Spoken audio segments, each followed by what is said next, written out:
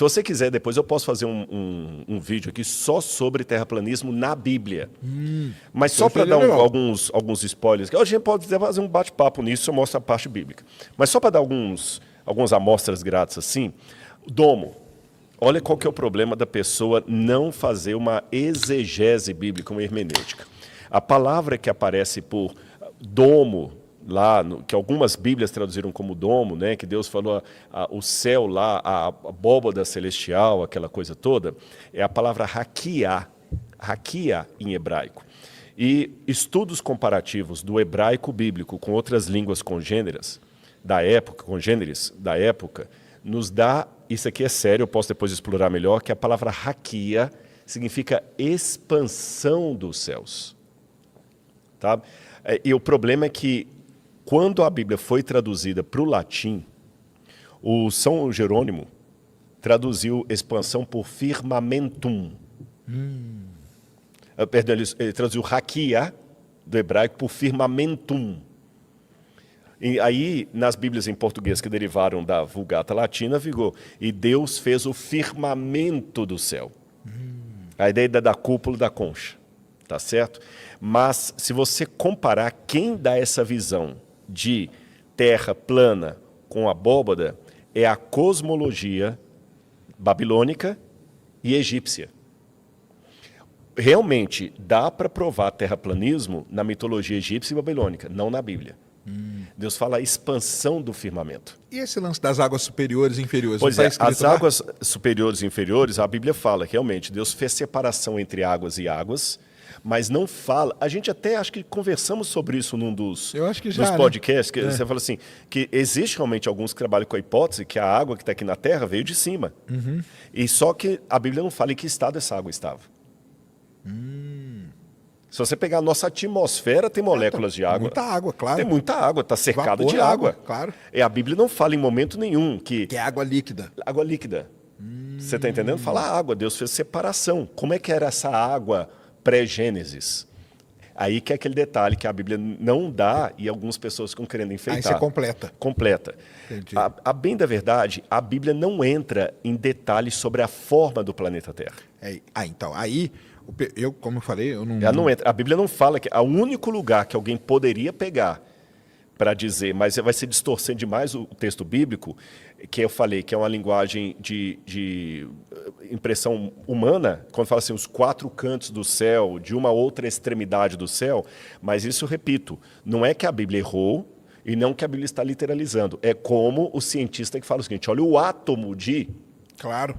Aí fala assim, não é divisível porque o Sérgio chamou de átomo. Não, calma, gente. O Sérgio está chamando de átomo porque ele está usando a linguagem do senso comum, que, aliás, é uma expressão que cientistas usam, senso comum. O cientista mesmo fala o seguinte, olha, que pôr do sol lindo que vocês têm aqui. Ele não está, com isso, fazendo uma afirmação científica que o sol está descendo. Mas o que eu estava falando, então, a questão do terraplanismo, a gente pode um dia bater um papo sobre isso, que há muitas questões bíblicas que as pessoas, às vezes, distorcem. Eu vou dar um exemplo para você. Na época, logo que o pai da paleontologia, o Georges Cuvier, quando o Georges Cuvier começou a trabalhar a existência dos fósseis e tudo mais e tal, muitos, baseados na Bíblia, diziam que aqueles fósseis não podiam ser animais extintos. E quando falavam, por que não houve extinção de animais? Eles diziam, porque isso vai contra o que está na Bíblia. Aí fala, como que vai contra o que está na Bíblia? É porque lá na Bíblia, quando fala em Gênesis que Deus criou cada um segundo a sua espécie, as pessoas liam aquilo em latim e entendiam que Deus criou os animais lá atrás, como estão hoje, e que nenhum poderia sofrer um processo de modificação. Ou seja, Deus já criou no Éden o urso polar, o urso parda, o urso panda, todos os ursos, todos os tipos de cachorro.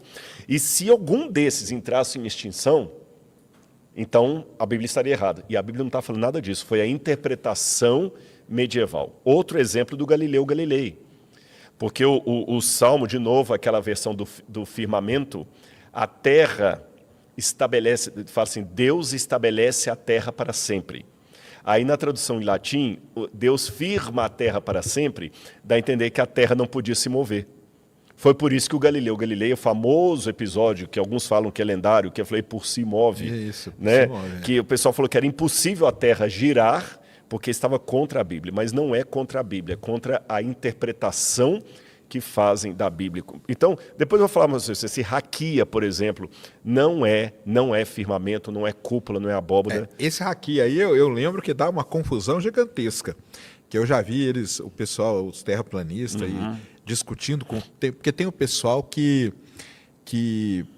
saiu da Terra plana, entendeu? Deixou de ser. Deixou de ser terraplanista, porque eles começaram a questionar várias coisas, tal, não sei o quê, e foram ler a Bíblia com uma outra interpretação e falaram, ó, por exemplo, essa palavra aqui, na verdade, é isso e não isso que eles falam. Isso aqui está querendo dizer isso aqui e não o que eles falam.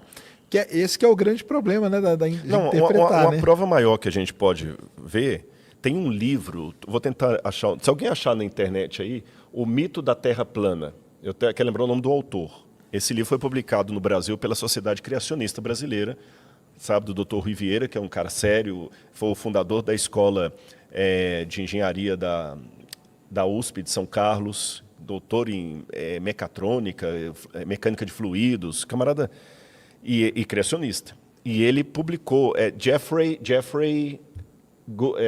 alguma coisa, O Mito da Terra Plana. Jeffrey, daqui a pouco vem o sobrenome dele, Jeffrey alguma coisa.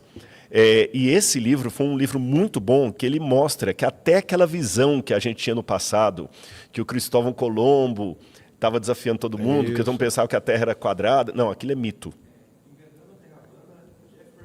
Jeffrey Burton, né? Reinventando a Terra plana. Reinventando a Terra plana. É muito legal esse livro, não sei se ele está esgotado. A Sociedade Criacionista Brasileira publicou no Brasil, onde ele mostra com dados históricos que a maioria absoluta das pessoas entendia a Terra como um globo. Até mesmo povos antigos. Ah, sim. Tá certo?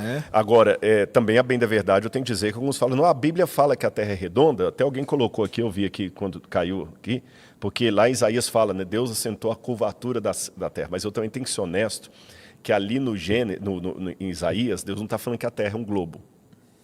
O que está falando é o seguinte, que Deus assentou o hug em hebraico é como se fosse o compasso que você faz. A Bíblia está falando como é que Deus planejou a terra como um arquiteto que abre a planta e sai planejando. É esse que é o sentido ali. Eu acho que o principal é o que você falou, né? Não tem momento em nenhum da Bíblia discussão sobre a forma da Terra. Não é um ponto. É igual o pessoal perguntar, escuta, mas o que a Bíblia falou dos dinossauros? Nada.